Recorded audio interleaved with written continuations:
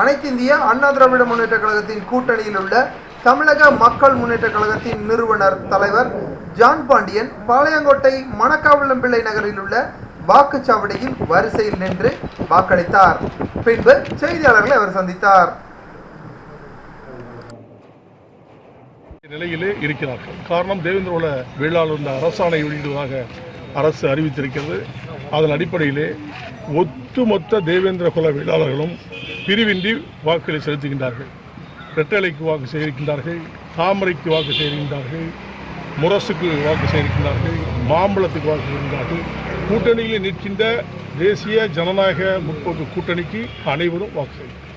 அதனால் நிச்சயமாக நாங்கள் வெற்றி பெறுவோம்.